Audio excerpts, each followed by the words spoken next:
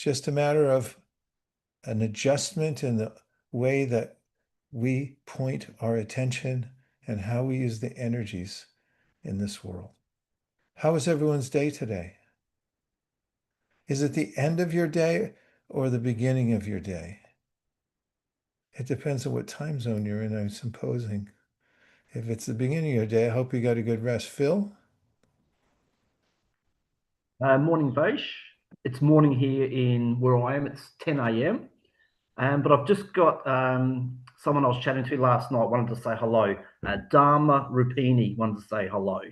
Oh, now see, that made my whole day. Please give So my she's best to Dama Rupini. She's probably out yeah, on the farm, right? correct, and that's where I met her. And I do her class on a Monday night, and we're actually talking about intention last night. So it's interesting that you mentioned the word intention. So yeah. It is such a key concept when it comes to the investigation of the subtle energies of the world. Intention may be the subtlest thing we can think of, but it's measurable for sure, and it's the most consequential of anything. Thanks, Phil. Great to see you. Thanks for beaming in all the way from Australia. How was your day, Subhanga? Hello, Prabhuji. Nice to see you again. Nice to see you too. Yeah, my day has been normal. Nothing too great, and I think I'm happy to say that. That's how you roll. You're equipoised, balanced. Thank you. Very good. Ishan's here. Going good, just a little stressed. My exams are just here Well, studying not to be too nosy, but what are you studying? computer science. Well, give us an example of a exam question. How do you build agentic AI? Well, how do you? Um, do a master's for 2 years. Yeah, Yeah, I'm here at USC. you're doing real tapasya. Uh, Yeah. yeah, just thought I'd take a few minutes of my day and join the meeting. So that's the real key, isn't it? I was discussing today with a friend of mine, and he was talking to me about the 51% rule. Do you all know that? He said, in order to move forward with anything that we do in life, we have to be at 51%. At 50, we're just balanced and we don't go either way.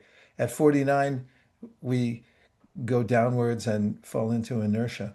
So he was pointing out to me that we're only 1% away from moving forward. It may look like it's a big jump to take up some activity, but actually it's only a 1% proposition because all you have to do is get to 51% to start moving. So I like how you're moving forward with your studies, staying connected, and it'll be useful information to have.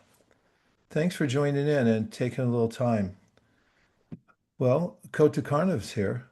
He's got his headphones on. It means he's dialed in.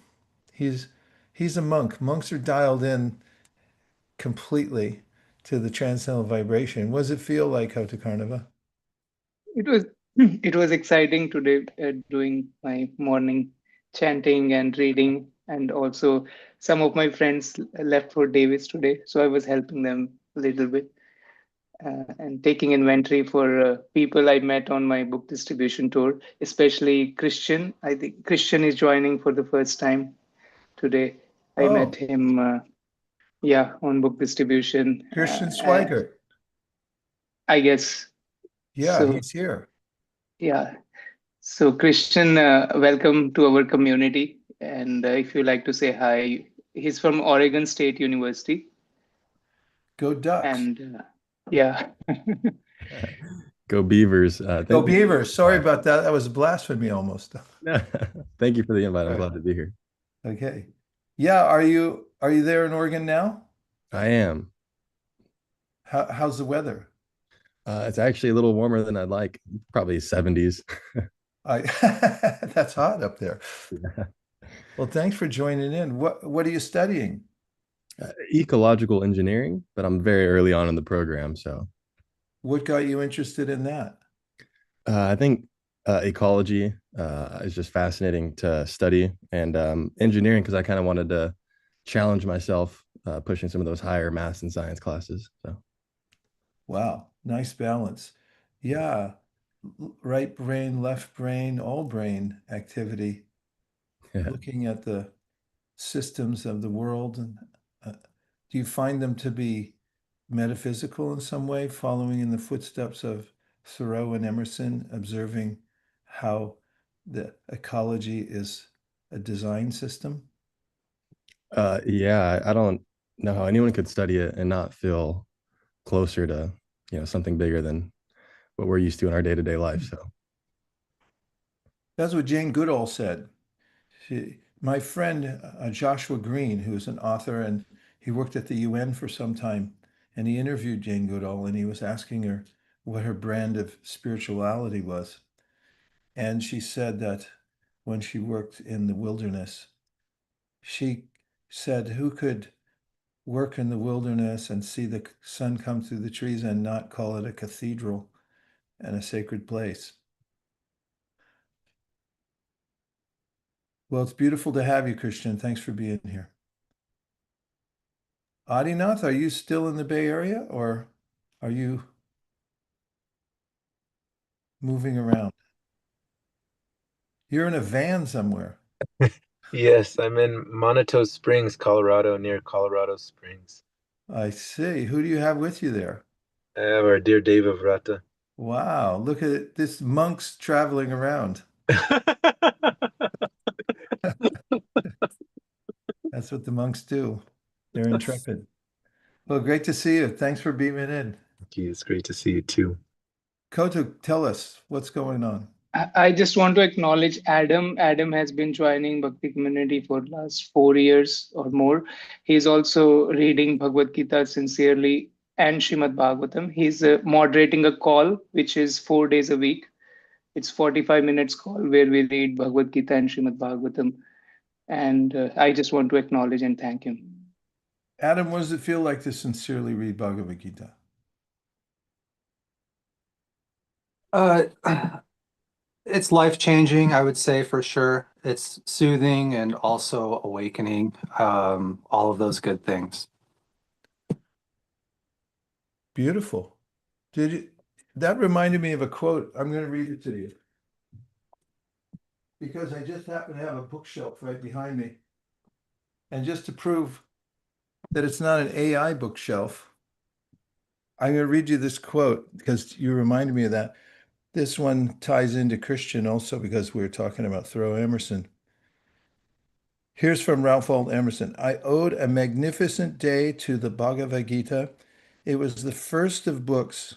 It was as if an empire spoke to us, nothing small or unworthy, but large, serene, consistent, the voice of an old intelligence which in another age and climate had pondered and thus disposed of the same questions which exercise us. Does that parallel your experience to some degree? Yeah, to many degrees, I would say. That's a good one. Thanks for sharing that. Yeah. Where are you, Adam? It looks verdant outside. I am in my little Thoreau style tin roof cabin shack, I guess you could say, far northern California, right on the border of Oregon. I love it up there. Yeah. Fantastic. Is that Humboldt County? Even further, Del Norte County, right on Wow. the border of Oregon. Yeah, on the coast. Wow, beautiful. 12-acre farm. I'm growing strawberries and wasabi and vegetables and things like that. Well, wasabi, I'm going to come up and see you. Yeah, Have a little wasabi party. definitely. It's actually pretty rare. Real wasabi, you don't get that in sushi restaurants oftentimes. So, Is the real thing a little stronger?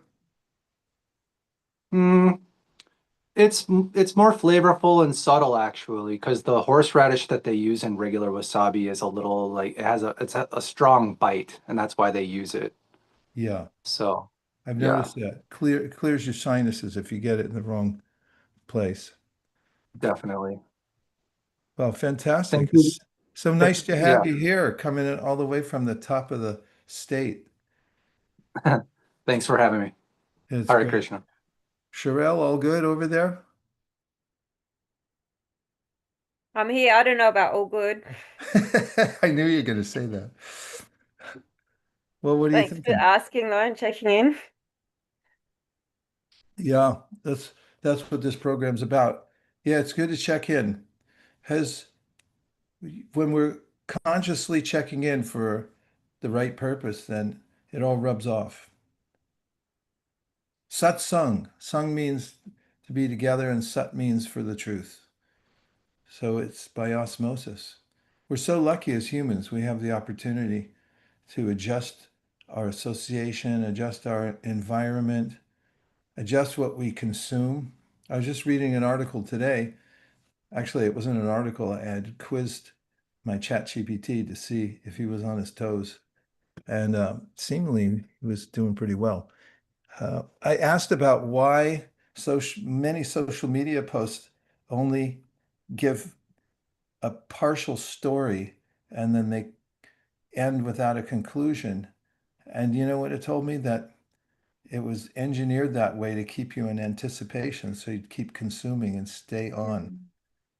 And I was considering life's journey and how we're looking for a conclusive ending or beginning, really.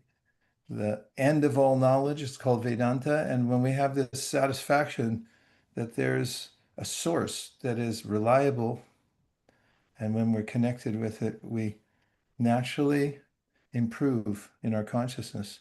It's quite enlivening to have that. Thanks for Just so just consistent. not following the mind with the wanting this, the grasping and the steadiness, because it's going to grasp at something that's always moving. So Yeah, you know what that tapping reminds into me the of? deeper part. Have you seen on your phone when you move around, and if you have a phone, I'm just making an assumption, sorry. But on my phone, if I move around, I notice there's a little message that says searching for a network. Has anybody else ever seen that?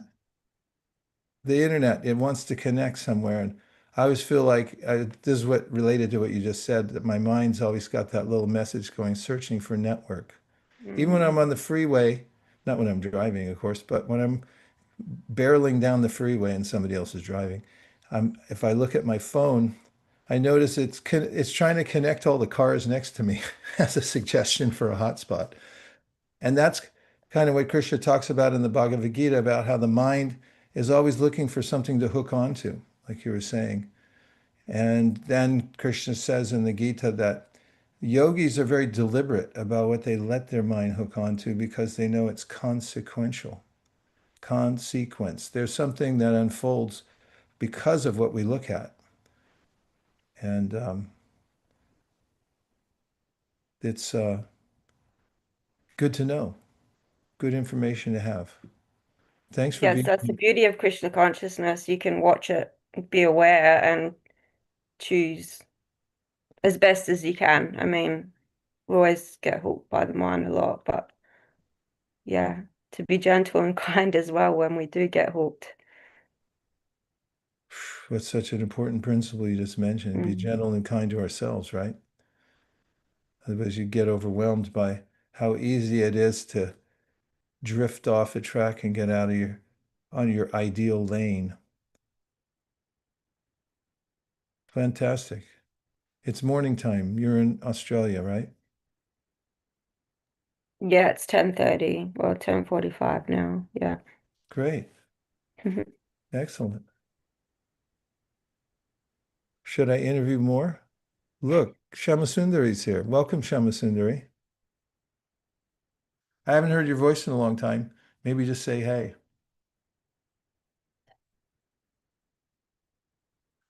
She may be in a rocket ship. She does those test rockets to go to higher planets. Welcome back, Shamasundari. It's great. It's good to have you here, just like the old days. Well, Yes, I'm here. It's fantastic. good And to be here. I miss there's you guys. we miss you times 10. Okay, okay. I locked myself out of my phone and I couldn't figure the password, code, anything. Well, now you know how I feel all the time.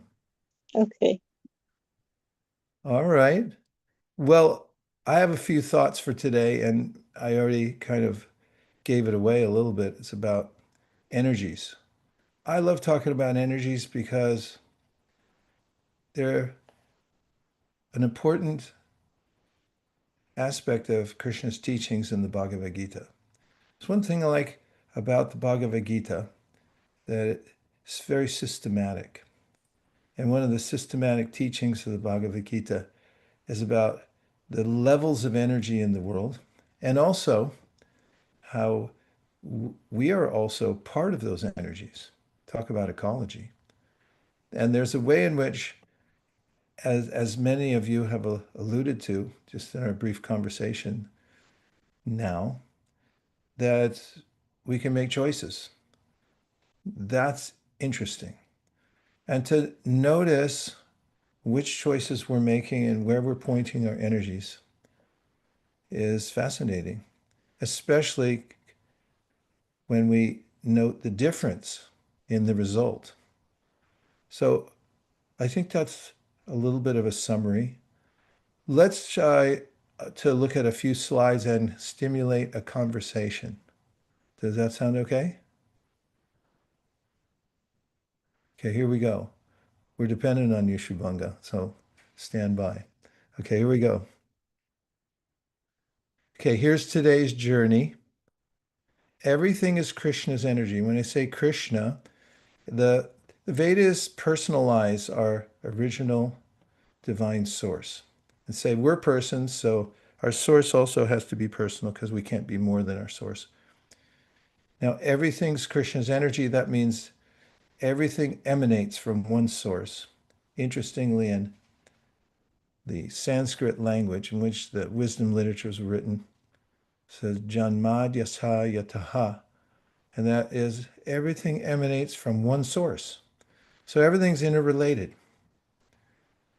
And I'm in this slideshow just recalling a moment in my life, a one moment's experience. So these may sound cryptic, but I'm going to get back to the story of where they came from. The electricity in your wall, the air you breathe, all come from our source. Number two, we choose how to use it. The same current that plays devotional music can play anything else. Our choice shapes our consciousness. I'll just say our choices shape our consciousness. And the third is dovetail in service.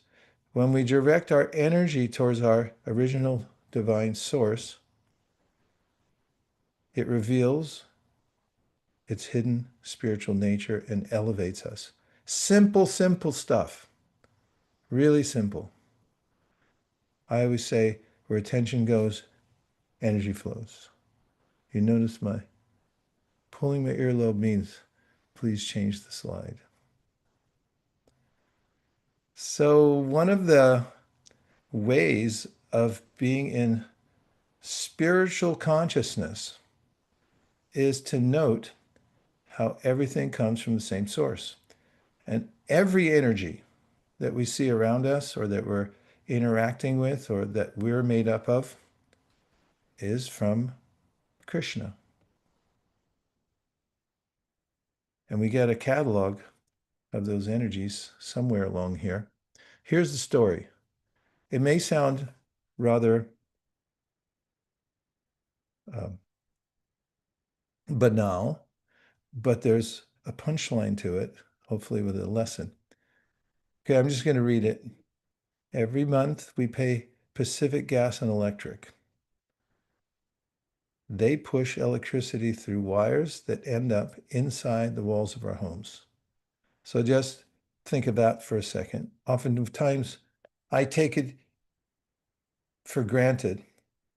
I notice especially the electricity that comes into my house when the electricity goes out. if you've ever had the experience with a power outage, I wonder up there in the top of California if you get power outages, or in Oregon.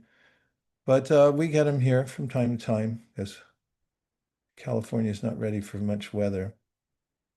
And I always flip the switch in my house up and down, even though there's no juice coming through. So then I remember how we're getting energy pumped into our house.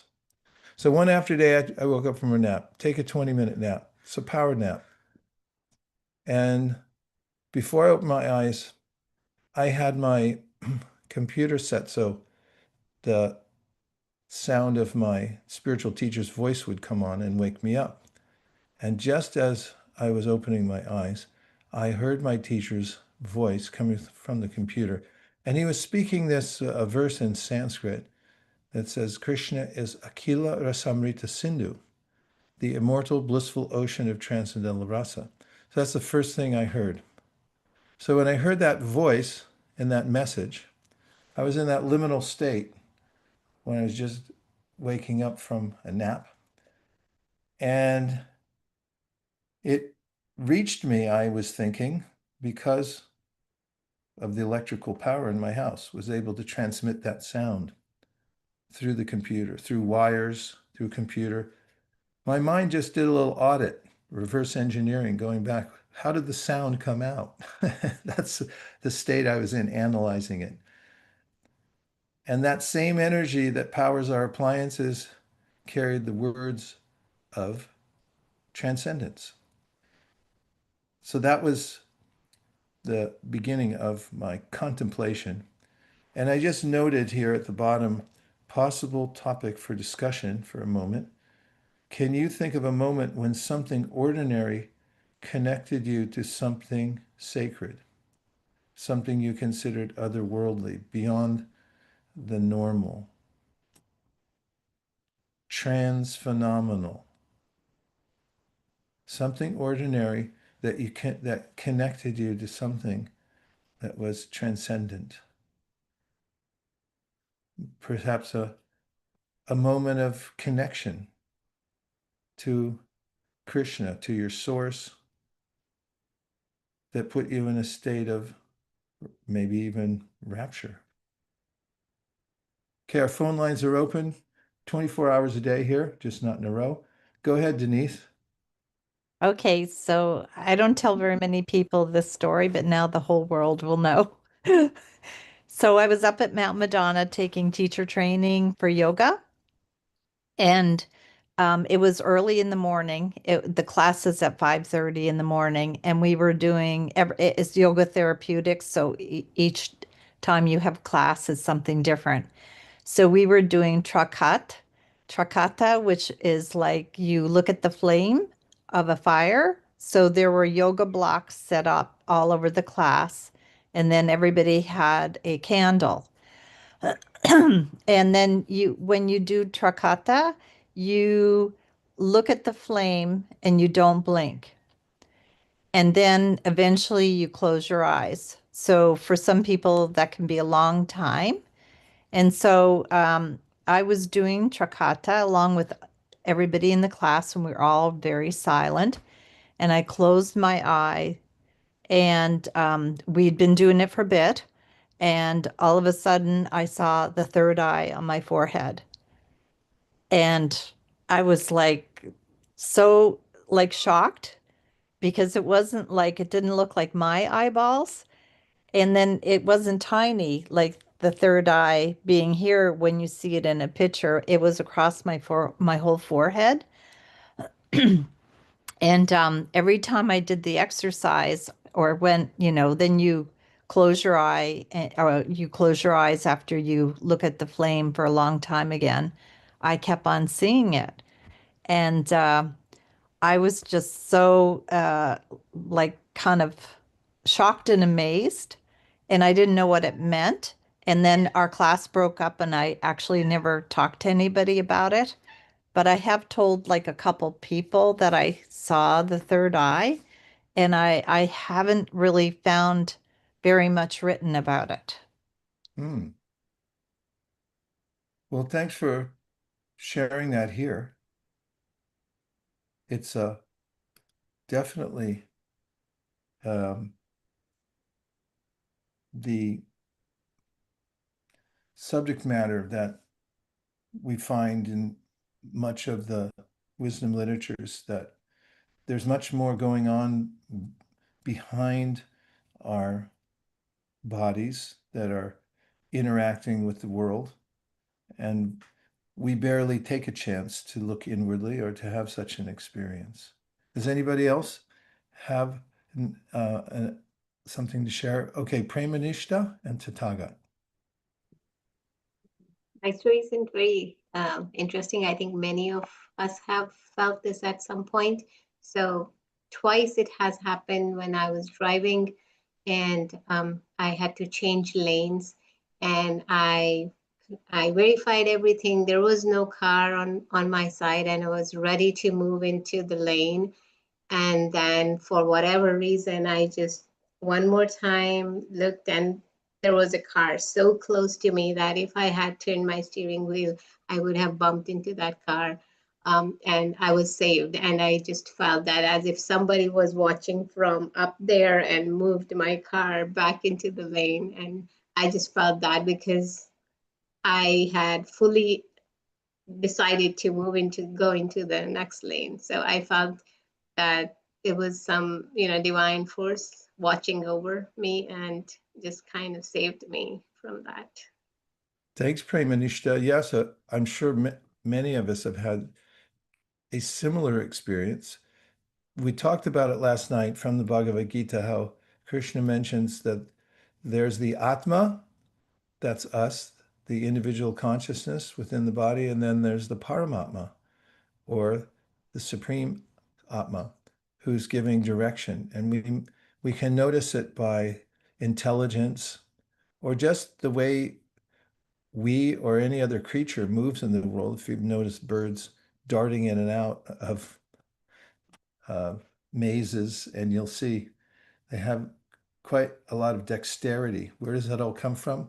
The same intelligence that we're connected to, the Paramatma. Sundar, wait a minute, Tathagat and then Sundar. Hare Krishna. So today I was practicing some singing along with my keys while playing piano. So I realized that when I usually sing, like try to sing normal songs, I mean, it feels good, but when I use the same notes and same chords to sing the Maha Mantra or do some kirtans, it instantly elevates my mood way more than expected. So that is something that I observed today during my morning time. Oh, thank you very much for sharing. Definitely.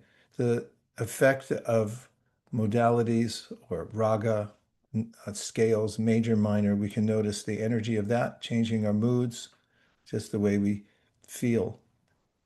Okay, Sundar. Oh, one quick reflection I had, Prabhu, was that I just had this, I just had this idea of doing some service, and just thinking about uh, doing that in the mood of service was just an enlivening experience. Yeah. And of course, in connection with Krishna. Yeah, that's what I want to share. Thank you. That is something we're going to talk about more and more. Just the way that energy, electrical energy, for instance, it can cool your room or it can heat your room. And according to the way we're intending to use it, it may go one way or the other. Well, let's take a look at some energies. Here's your energy chart for the day. I'll give you 20 seconds to memorize it, and then we'll have a short quiz. Earth, water, fire, air, ether, mind, intelligence, false ego. I like how false ego is represented by a mirror. And these 8 are Krishna's separated energies. We call them the lower energies present within and around us at every moment. Okay, take it away now, JM.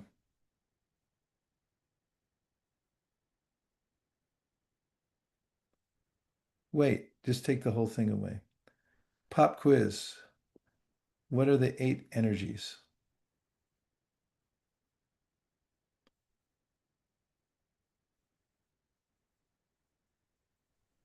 Chuck gave us 4. I can't say 4. Okay.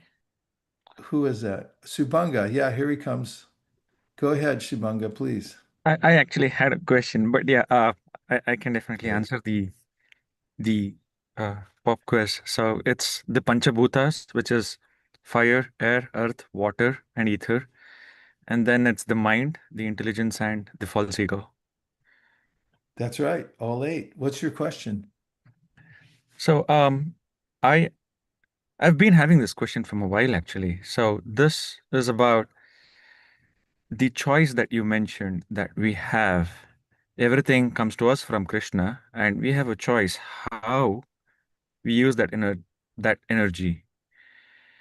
And for most part of my life, I have been driven by desires, by motivation, and by passion. And of late, I've realized that there is a better mode of, I'm not sure if it's better. Better is the right word. I don't know if there is a word for it, but at least the way I'd like to continue working is to, like you say, work with dispassion, but with complete involvement. So it's in a way I'm giving my 100% concentration and focus, but not attached to the fruits of the result, like you always put it. But I am always conflicted with the fact that with passion, motivation, and desires comes this approach wherein I am automatically connected to it, but also with the results. And I don't have to spend extra energy every day to keep it moving forward, keep things flowing, because I have a desire, I am passionate, and I am motivated. But now, when I am completely detached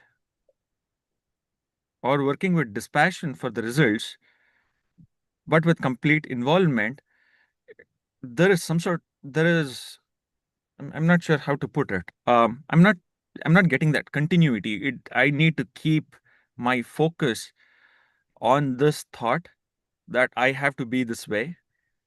And in that, I'm kind of pushing myself to do it. And over a period of time, I realize I get drawn to the results, but when I withdraw, I also lose motivation and desires, which means to say I'm kind of conflicted between continuing to move forward and stay grounded. So it's kind of, I keep going forward, a bit backward, but never at the center. So what is your remedy for me to be in a position wherein I can have complete concentration or focus on what I'm working on, but with complete dispassion, without moving forward and backward, because that's taking a lot of my effort, and I keep questioning, why should I do this, or why is nature set up in a way wherein I can't actually be at the center? I end up digressing. So what is your remedy for this? How do I do it? What a great question, Shubhanga, as usual. Well, you asked for a remedy, so I looked up the word, what it means. It says a means of counteracting or eliminating something undesirable. I'll give you an example of somebody I know who works with Krishna's energy, especially in the form of money, but stays connected to the spiritual current. This person has an organization in the Bay Area here called the Artha Forum. Artha means wealth. And he lectures about wealth because he's a multi, but he's also highly spiritual. So how can that be? Someone who has millions and millions and is also very spiritual. And what would he tell somebody about wealth, Artha? So here's what he talks about. He talks to people. In fact, he'll be here soon, the 15th, 16th. I'm going to do some programs with him here. And one of his messages is when you make money, which is an energy, before you get it, before you make it, you should make what he's called a sankalpa, or a determination that you'll use a portion of it without fail for service. And means that you do it ahead of time. Sometimes people say, well, wait till I make something, then I'll think about giving. And he said, that doesn't work. He said, you start by saying, I'm going to give a certain percentage before I go. Now, he has empiric evidence that people who do start with that before they make money, that means significant amounts of money, that they do well, much better than other people. They stay steadier in their consciousness. They feel more enlivened about their work. And what's more, somehow or other, they just do better. And he gives many examples of that. Now, it sounds like a very mundane topic, making money. What would a monk or something like that say about making money? Well, Bhagavad Gita shows us the principle of how to work in the world and use energy for a higher cause. So you don't lose the sense of accomplishment. It's different because you're offering it in service.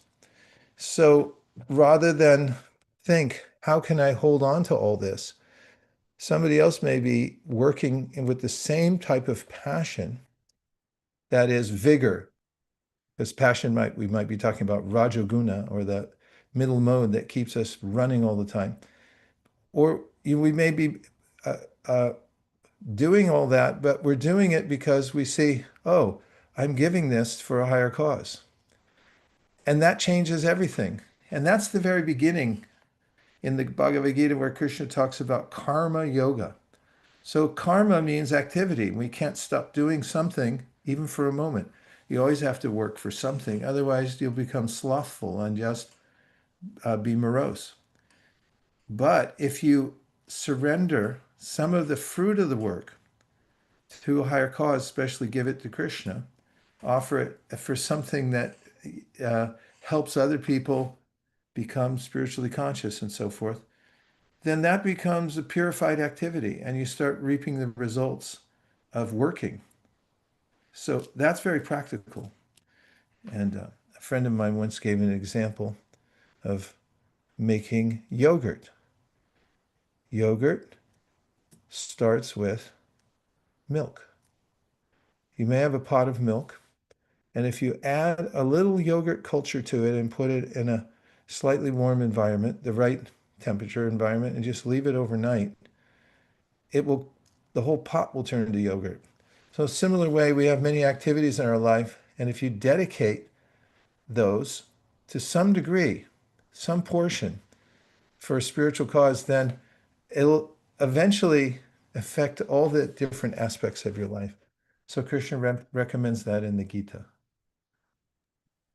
If I may have a follow-up question. So if I offer the results of my activity to a greater good, then I'm even more dependent on its results, because I can't fail when I'm working for someone else, right? When I'm assured that the fruits of my results are going to be offered to someone else and I fail, that's a bigger failure.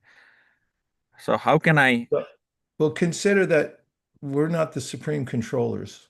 We do the best we can with what we have in any circumstance, whether you're doing it for someone else or whether you were intending to keep the result for yourself. Therefore, if you're sincere and you're doing everything you can, then if the result is for you or the result is for someone else, then it's not up to you. You can't control the result. So that's another thing Krishna teaches in the Bhagavad Gita. If you're sincere and you do your duty properly, then whether you fail or succeed, if you did it for the right cause, then you get something from it. If it was all for you and you fail, then you don't get anything. It's not up to us whether it so-called succeeds or fails. We do the best we can. Thank you, Prabhuji. Thanks, I think Shubhanga. there's a lot for me to sit and think about what I just heard. So thank you very much for the answer. Thanks for the really helpful questions. JM, shall we show a couple more slides? Sure. There are a couple of comments on the chat if you want to take them. Okay, let's investigate. So one was from Mary Kay. She mentioned that otherworldly was a drive from Banff to Jasper, which is coined one of the 10 most beautiful roads in the world. I was in awe the entire drive and will always remember it, around 3.5 to 4 hours. And then Mekla said, when at the beach sometimes I'd like to sit in awe of the ocean. I remember the BG quote of bodies of water, I am the ocean, and I feel Krishna is there. Powerful. I very much relate to both of those being connected with pristine environment of nature. That's one of the ways my teacher recommended that we take time to be in nature, and he advocated for some of the ashrams to be situated in such pristine areas because it definitely makes a difference. I can remember being I have a friend who lives in Japan and regularly visit there. He gravitates towards these idyllic places. And some of my best memories of chanting and doing bhakti were in these pristine areas. No sound pollution, no light pollution, a river running through it, and so forth. Very much so, yes. Those were the, so let's continue. There was a lot about ether. Ether means space. As I like to say, try typing on your computer with no spaces and see what comes out. It's the space between that makes all the difference. Okay, let's show a few more slides and take a few more comments. So this is the crux of the matter. We choose how to use the energies. All those energies are available, all of us, all the time, and many more. Those are just the separated material energies. But this is our superpower, coming to awareness of how we're using the energies. So, example, one energy, 4 different destinations. There's electricity at the top. It's powering the device that makes the music. There can be a lecture on wisdom. There can be classical music. There can be news and sports, a nationalistic song. They're all being powered by the same energy, but the choice was where to direct that energy. What will the outcome be? Speaking of the Atma, which means us, the self that animates the body. We're the superior energy. We're superior to earth, water, fire, air, ether, mind, intelligence, and false ego. And we're surrounded by these energies, but we can choose how to direct them. So we're not just passive observers, we're active. Or as I've written here, choosing souls. We can choose. And that's the difference. When we choose something, we go in that direction.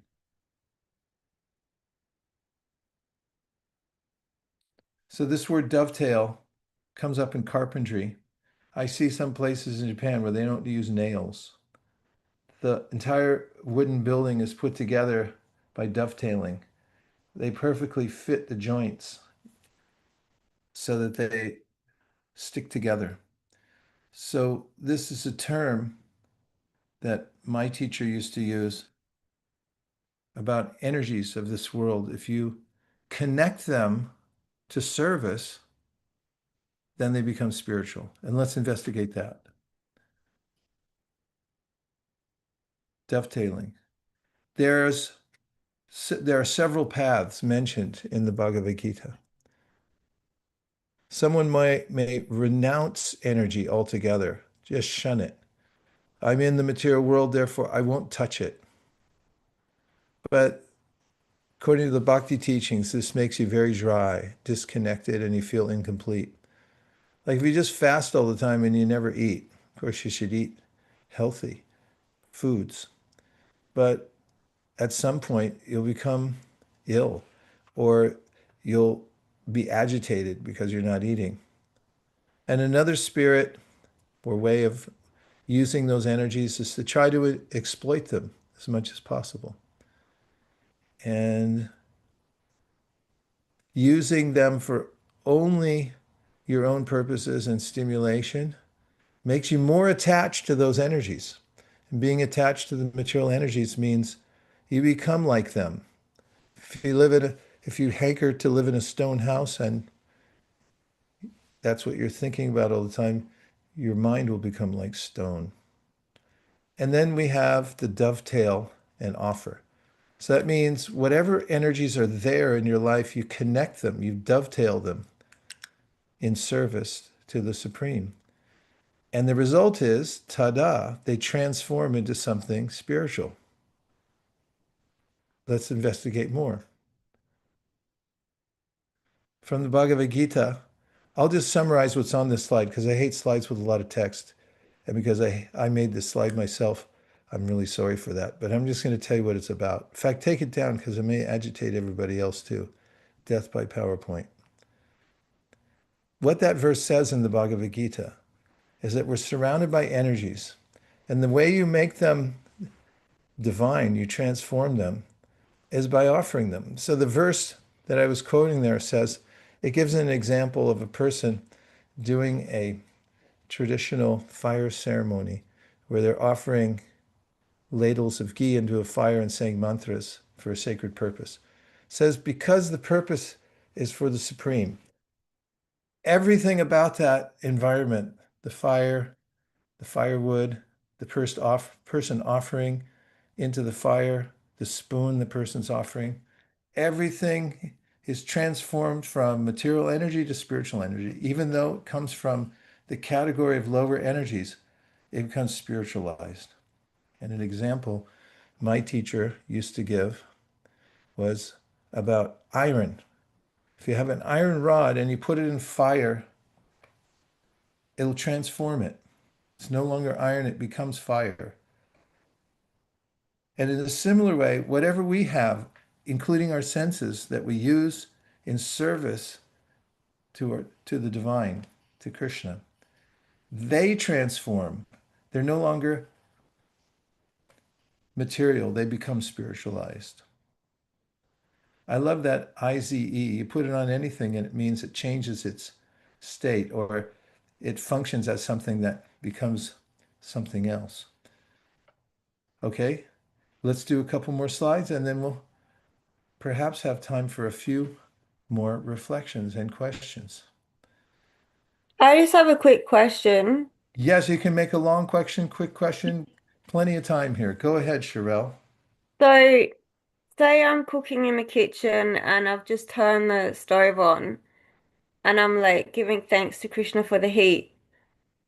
I'm not offering it to Krishna. Is that still okay? Like, I just what's the difference between like offering everything to Krishna and being in recognition of where the source came from? Yes, first of all, yes, it is okay. In fact, it's what Krishna talks about in the Bhagavad Gita as being Krishna conscious, being conscious of all the energies that they are Krishna in one way. I mean, the sun and the sun rays are both the sun. And so when we look at energy, like Makela was saying, she lives by the ocean. So when she looks at the ocean, she gets inspired because in the Bhagavad Gita, Krishna says, of bodies of water, I'm the ocean. So if you look at the ocean and you say, oh, I see Krishna in that. An example my teacher used to give, he said, let's say you have a beloved daughter and you're thinking about her a lot, and then you drive up to your house and you see her shoes just outside the door. And then all of a sudden your heart melts because you saw her shoes. That's not your daughter, but those are her shoes. And then it immediately reminds you, and then it changes your heart. So in a similar way, the bhakti yogi sees all energies as Krishna and immediately goes to the heart. So one of the Prabhupada's favorite verses, just a supposition by how much he quoted it and spoke upon it, was from the 7th chapter of the Bhagavad Gita, where Krishna talks about, I am the taste of water. And then he used to say, how many times a day do you drink water? Well, he said the bhakti yoga, every time he or she drinks water, thinks, oh, this is Krishna, this taste, this quenching, it can only come from Krishna. And then he said, that way you're always Krishna conscious. So yes, the flame, you see the fire. In fact, oftentimes we just take these energies for granted. You look at them and you say, yeah, well, it's not hot enough. But when you look at it, it's a marvel actually to look at fire. Like Denise was looking at fire and she found her third eye. So, these things are transformative when we see them in relationship with their source. So And absolutely yes. then, so you can go further with that because, like, yeah, you can recognize Krishna in that, and then but then you're still the enjoyer, so No, you can not. offer it back up to Krishna, and then Krishna's enjoying it Yeah, well, why are rather you than. lighting the fire? You're lighting the fire so you can cook something for Krishna. So you're using the fire in Krishna's service. So that matches the verse from the Bhagavad Gita that says anything you use in service of the divine, it becomes spiritualized. So you turn on the fire and you think, that's Krishna. I'm using it to cook something for Krishna. Everything you're thinking, and that's being Krishna conscious. Yeah, so that recognition is enough. It's not like you need to offer it back to Krishna because it was a gift for us to receive. In essence, you are by, just Okay. using it for purposefully. So if you use energies in service, then Mm. you'll naturally be connected. Yeah, okay. Gotcha. Nice question. Yeah, I see the subtle difference of what you're asking. And it's an important distinction. Yeah, it almost feels like sense gratification in a way, unless it's offered back like first.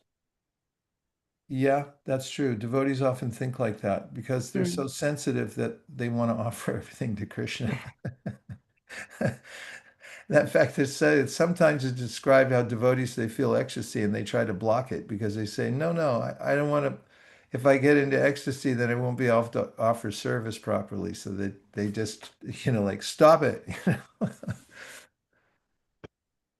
Okay, Jam, let's see what else we got up our sleeve here. So we have Ishan asking a question. Oh, that's a big deal. He asked, I was discussing with my roommate about Krishna. In his opinion, such an entity would not care about tiny human like us, and we are on our own. What could be an appropriate response for this? Well, sometimes when you're not sure exactly what to answer somebody, it's a good idea to ask them more questions. So let's work with this for a second, Ishan. What other questions could you ask your friend to clarify what he or she means when they say something? Can you think of something you could ask in return? The question that I posed to him was, then what do you think? How are we here? How are we sitting here and talking with each other if it did not come from somewhere? So in his opinion was it's just random. Uh-huh. Okay, well, that's good. As oftentimes questions are very abstract, and if you could ask more about it, then you can come down to the root of the matter.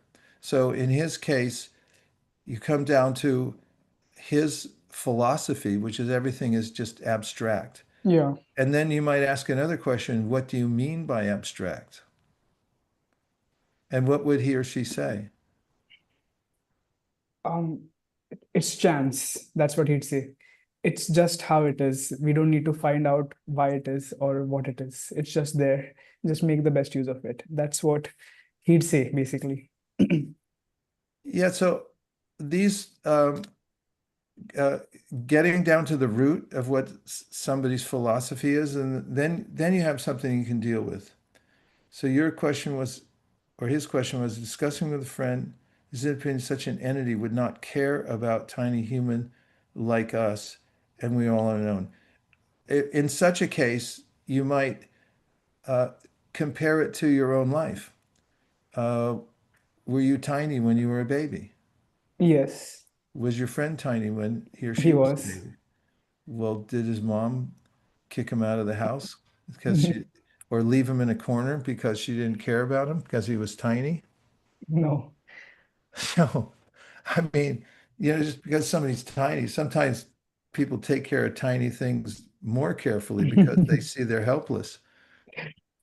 But That's if an his amazing answer. philosophy is there's no meaning, then what's the use of his argument if there's no meaning? Then your argument doesn't make any sense either, because whatever you're saying is meaningless because everything's random. So why even talk? Why even ask a question? Perhaps. That's a very good point. Yeah. Thank you so Okay. much. Okay. Yeah. Good. Those are important because oftentimes these are based on logical fallacies people bring up. For instance, a logical fallacy, a question which is not helpful is, why can't a circle be a triangle? It has no meaning. A circle is a circle, a triangle is a triangle. So people ask questions like this that end up in their opinion is that everything's just random, then why even discuss if it is at random? Why even make speech? Why even form syllables if everything's random? It would be just as good to say something unintelligible as it is to speak in sentences if everything's random. So there's no meaning to anything, including what you're asking right now. Not you, your friend. Okay, let's see a couple more slides and then we'll finish. Thank you, Maharaj. Thank you, Ishan. So here, practical dovetailing. Let's take a little list. We're just taking a little drive through. Technology, electricity. Let your first sound of the day be something transcendental. That's a practice. Voice and air. Use your voice and the air from your lungs to do mantra. Wealth and resources we talked about. It's a big one. If you dedicate some of your wealth to Krishna, then you'll start feeling that whatever you're doing is worthwhile and it'll become transcendentalized. Food and water. Like Sherelle, whatever she cooks, sounds like she offers everything. So you could follow in her footsteps. Time and intelligence. Purify your intellect with the Bhagavad Gita when you start the day. Relationships. Try to find relationships that are uplifting. Something that's purposeful.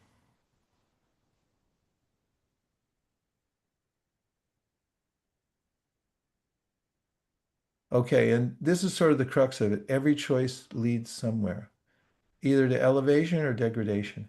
But let's switch back to the room. Anybody last reflection or question? Shubham, Shubhanga, you have to ask in less than 30 seconds, and I have to answer in less than 30 seconds. I'll do my best. And my apologies for this question in advance because this could be not the right question, but it's a doubt I'd like to clarify.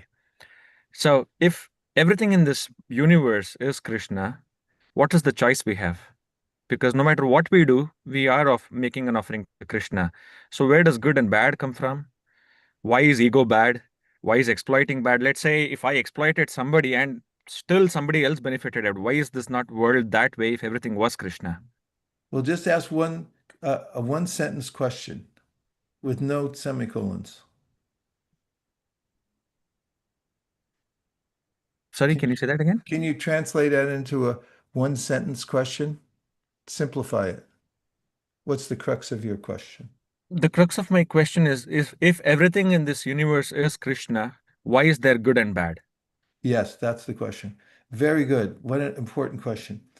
Well, from one point of view, everything is good because everything's Krishna. But according to our perspective and our position in the universe, there are consequences to our actions.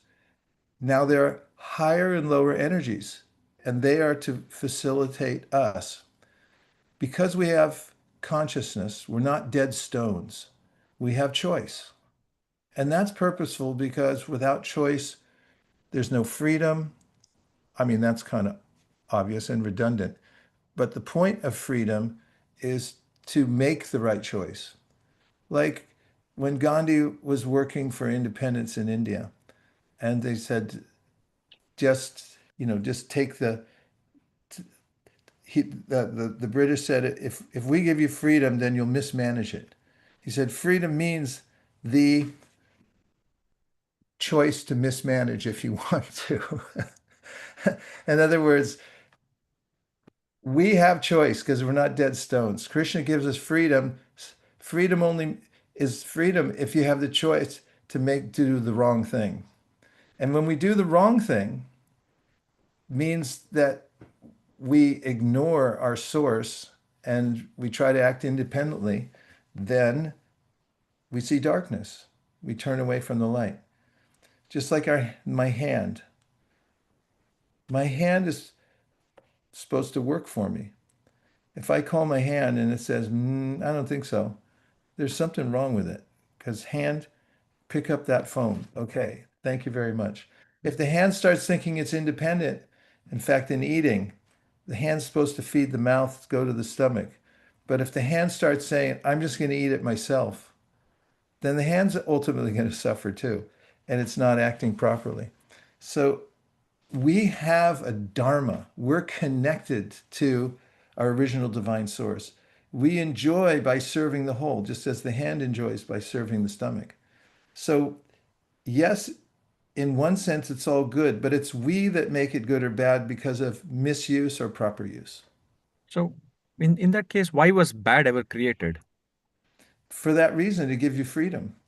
If you were forced always to do one thing, then you wouldn't be a living entity. You'd be a dead stone. Stones just stay in one place. They don't move. They don't do anything. We, on the other hand, move from one universe to the next, looking for things and looking for love, trying to do something creative. And that's the difference. But isn't this freedom an illusion? Because it's an illusion of freedom, but there's only one right choice. So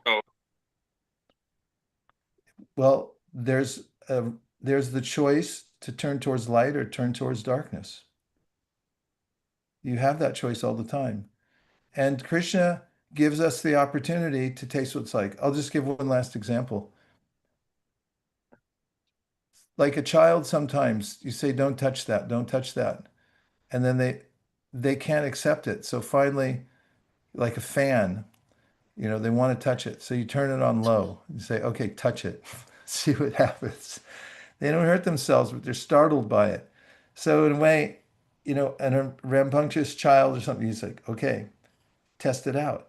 So Krishna gives us 8,400,000 species of life to test out our independence oh, and see how you like doing it on your own and being separate. Negan, JM, we're over time, but we should honor Negan because Yes. I haven't heard from her yet. So I'm going to answer really succinctly. How are you? Only I remember it remind me something about the service you talk about. For a while in my life, I was alone, and also I had too much time in my hand, and it was not pleasant at all. And that's why, and I for a while looking after people, I run after people to find someone to spend time or do something. Then I learn through that if I'll give service, I can have a more uplifting time and I can meet the people. That's why I say these are opposite, but it's my experience and it helping me. That's the I like that. I like that because it's visceral. I When you're learned. when you're connected, it's not you don't intellectualize it. You feel it directly that you're connected. That's Gita. Bhagavad Gita, Krishna says that it's a direct experience because we have an eternal blissful nature and it fits in somewhere. Last example, my teacher used to talk about tiny screw. It fits in a machine, and when it's in the machine, it's highly consequential. But if it falls out, if you find that screw along the Pacific Highway and you just pick it up, it's a forlorn little screw because it doesn't have its service anymore. But as soon as you connect it back to the machine, then it becomes inestimably valuable. And it's the same way with us. When we're separated from our dharma, our service, then we feel lonely. And That's why it's when it's a good or bad, both are good somehow because we learn from it if we are having now you're taking it a whole nother level just as we're getting off the call. Way to go, Megan. Okay, so thanks everybody. This is the longest I've gone over, and please forgive me. Jam's still smiling, so I guess I'm okay. Can I please ask a question just to get one of the slides put back up because I want to take a photo of it if possible? JM, it's your call because Yeah, I can email you, and again, if you want, I can send you that put slide. Okay, it in yeah, there and we'll come back. I mean, Krishna willing, we'll be back here sometime. But Okay. thanks everybody. It's been a really nice, it's like we're cooking something here, and we have to keep cooking it. So we'll keep the conversation going. But I do want to say goodbye to everybody in a very special way. I can't help but remembering our yogi friends high in the Himalayas who come out of their caves and they get so enlivened when they see their fellow yogis. They put their hands in the air and they say Hari Bol. Should we try it? All Yes. right, Hari Bol. Haribol! Goal. Thank you. Bye, everybody. Haribo.